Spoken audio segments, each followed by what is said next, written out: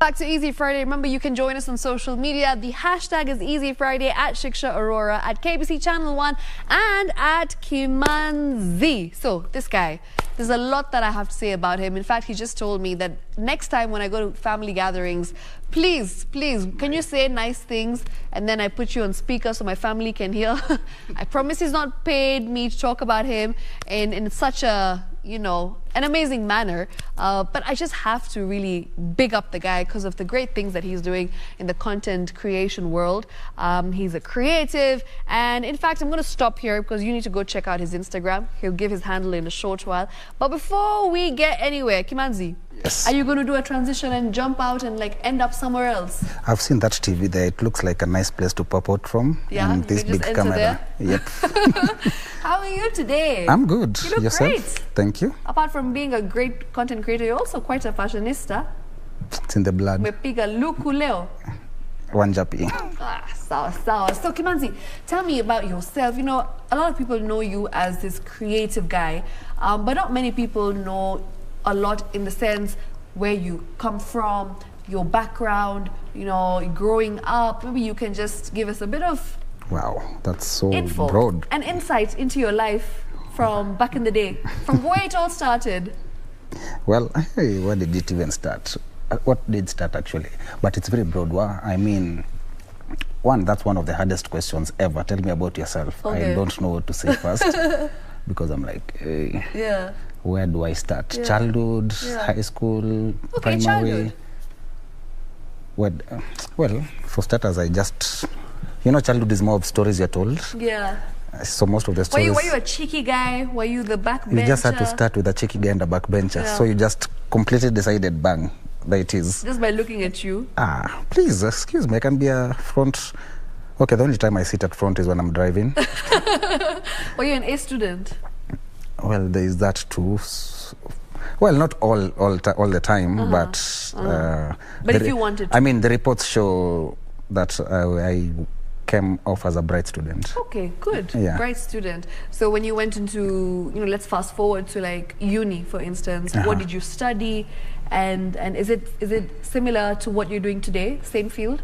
No, I mean, is there a field for what we are doing? There actually isn't. There's no, right. I mean, there's no education for what we are doing. Yeah, true. But anyway, anytime I tell people what I studied, those who know me from way back know it, but those who know me off entertainment side, when I tell people I studied law, it always comes out as what? You studied law? See, cry. Yep. You were a lawyer?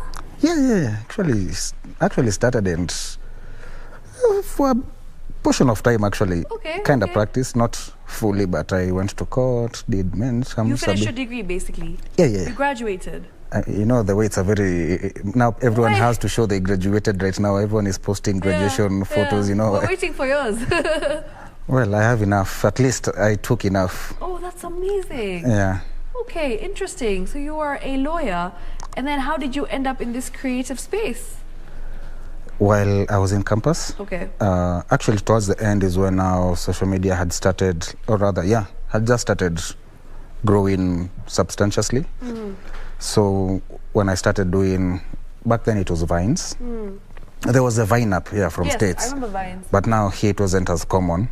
So guys, we used to make those 15-second clips on Instagram.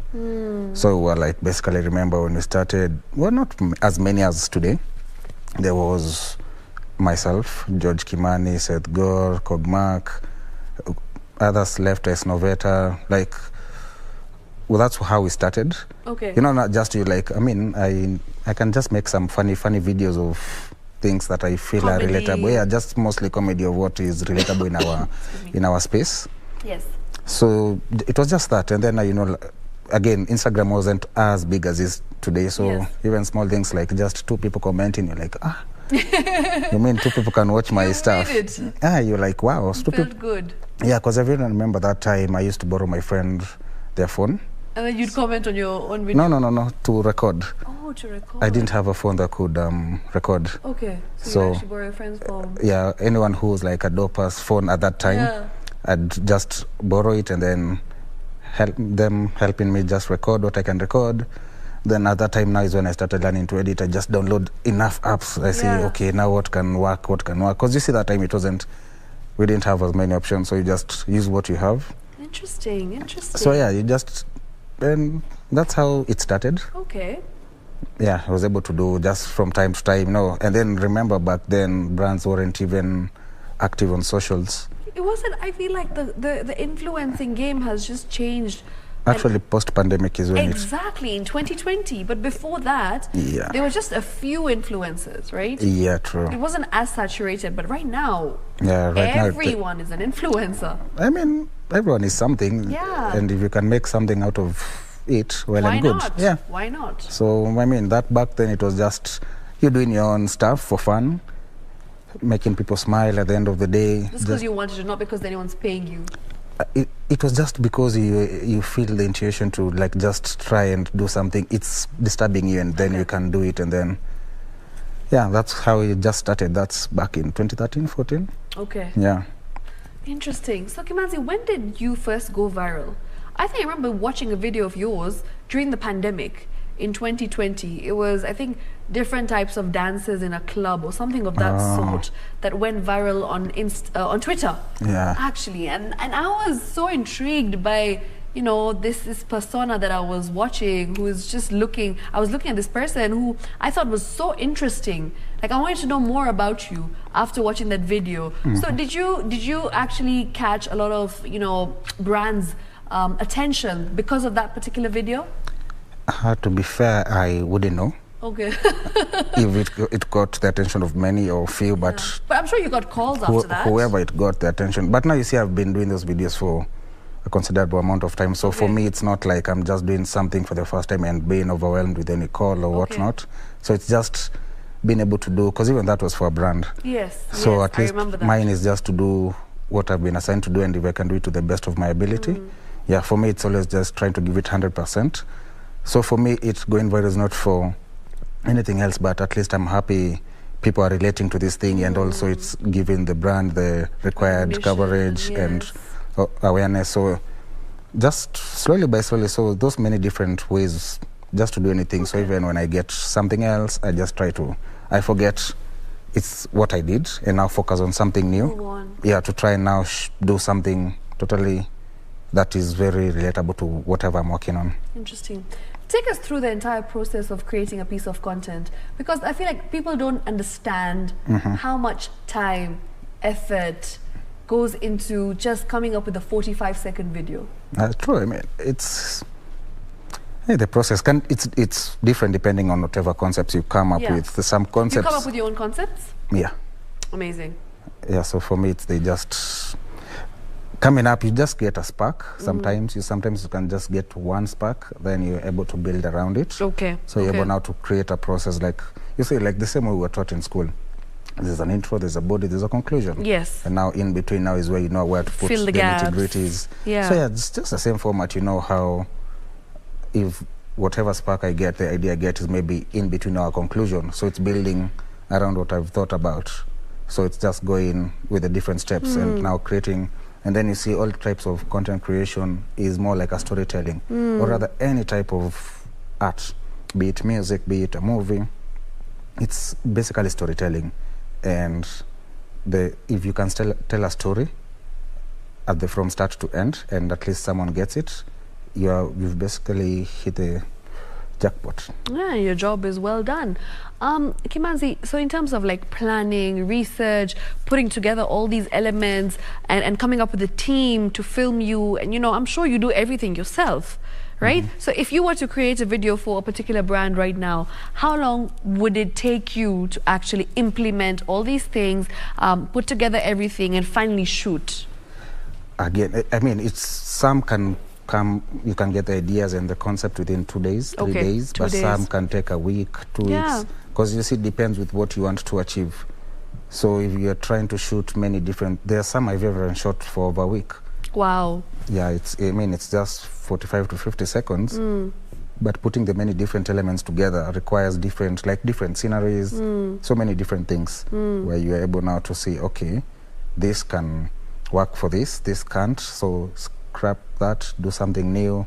And if like you see, I like doing things to the latter. So even if it means getting different, be it an outfit, be it props, and then most of these things, and we don't have them as open as I would like to. So most of the things are...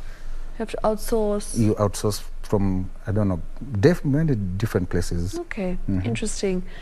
You know, Kimanzi, I've been speaking about your content, and I have to say that you are somebody who also has inspired me in my content creation journey. Nice. And you know, when I watch your content, I'm just like, man, I could have done this, but how can I do it in a better way, right? So that competition is very healthy. Yeah, I like it. Yeah, when we look at the content creation scene right now in Kenya, we've got some extremely talented people, you know, people who are so unique and so creative with their ideas and the things that they come up with for different brands. And who are some of the people who, you know, you think have really got such a bright future in terms of content creation? And in terms of your journey in content, where do you hope to see yourself next?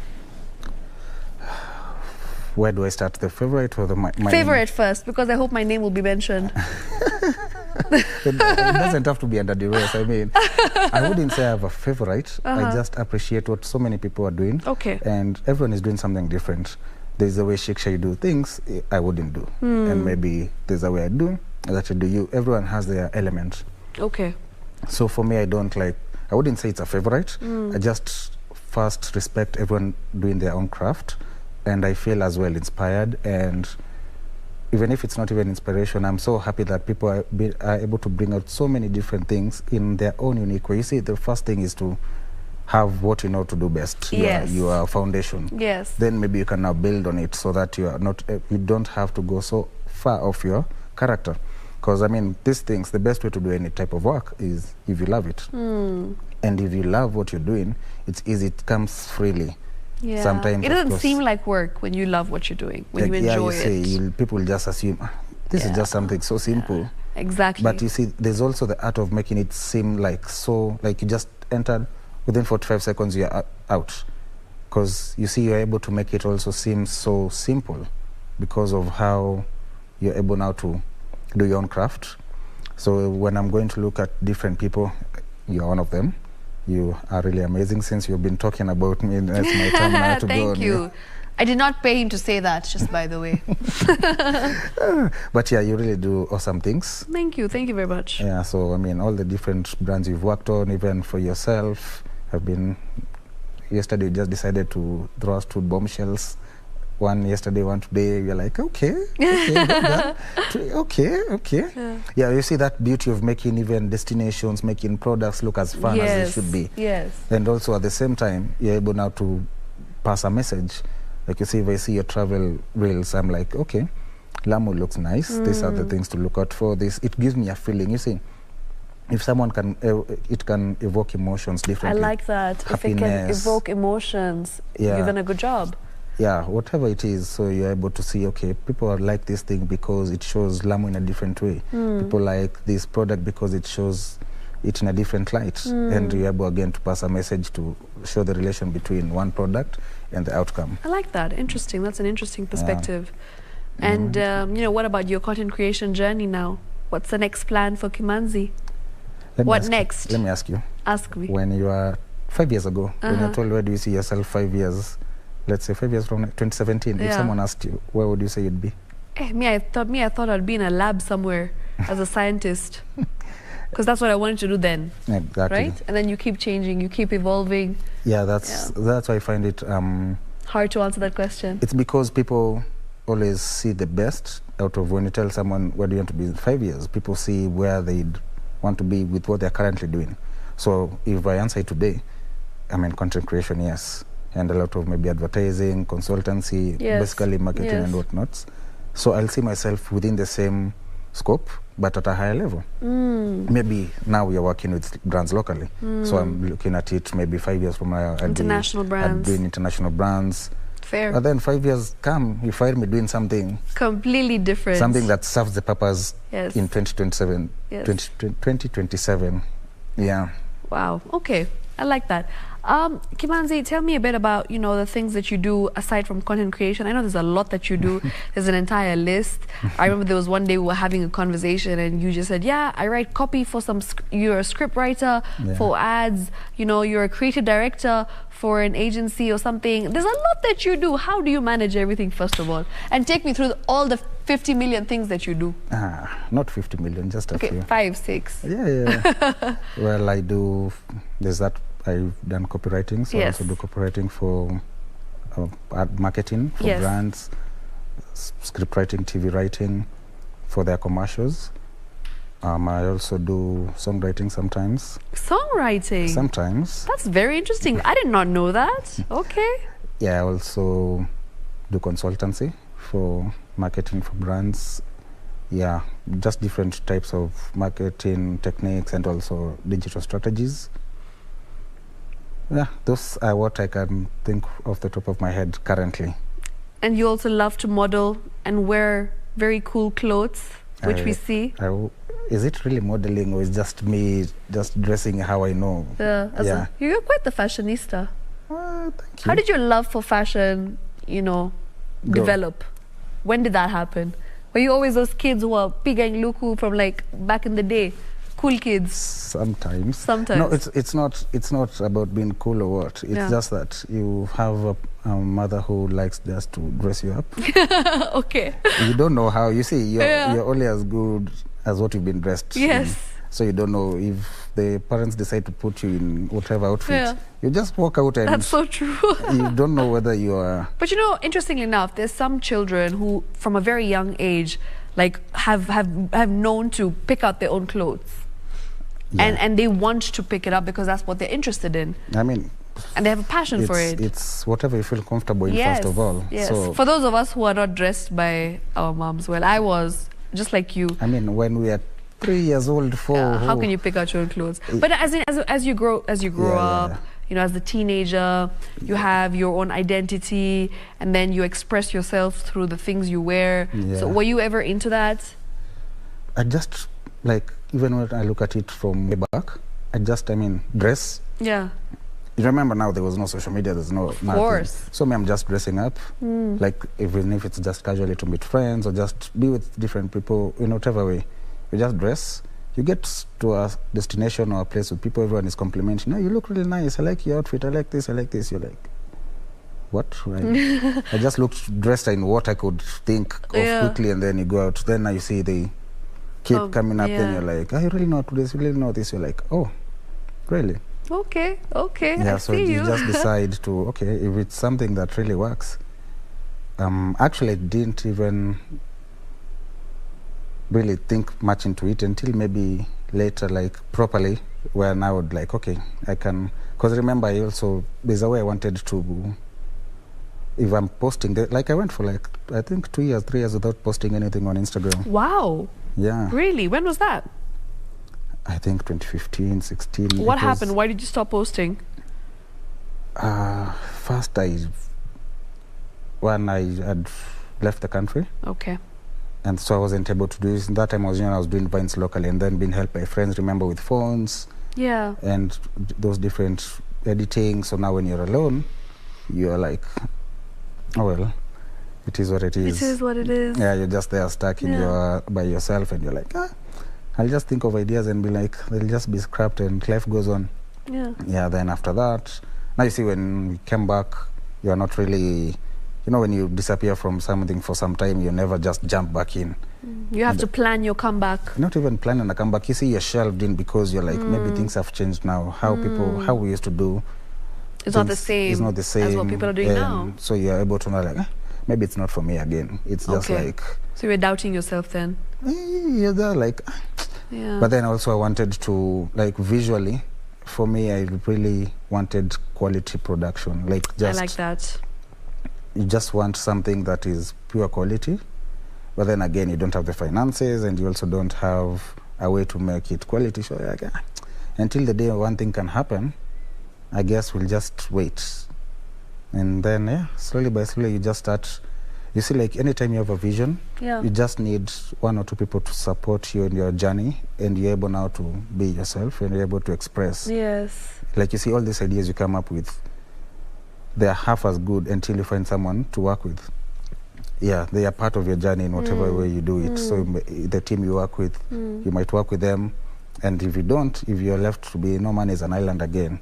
So if you're left to work on your own, will it be as good as when you work with someone? Okay. Yeah, Nice. so, and those people you work with are people who share your vision Yes. and are able to hold your hand and walk through with you. Okay. Kimanzi, as we wrap up, maybe you can tell me, who is Kimanzi's biggest fan? Biggest fan? Yeah. Is it your mom? Is it someone in your family? Is it a supporter? I mean, I'd say, of course, family first. Yeah. Yeah, my mom has always supported all of us in whatever you're doing. Yes. She's always been there helping, and just, even if she doesn't know what you're doing, like when I show her like some things, maybe if she asks, what are you up to nowadays? I'm like, she doesn't really understand it, but I she's was like, actually just going to ask you, but like, do they understand? Because sometimes I show my mom something and she's like, what's going on? What is this? well, now you said, at least How are you disappearing? Your mom is there with you, and Yeah. you've even made Yeah, of videos course, with her. together. But sometimes they don't understand. But they support. They support. They're Oh, like, 100%. It does you right. Then if it makes you happy, Yeah. it puts food on your table, then we'll You do be it. there for you. I like that. I like that. Yeah, family, also friends. Friends have been... Kimanzi, are you dating?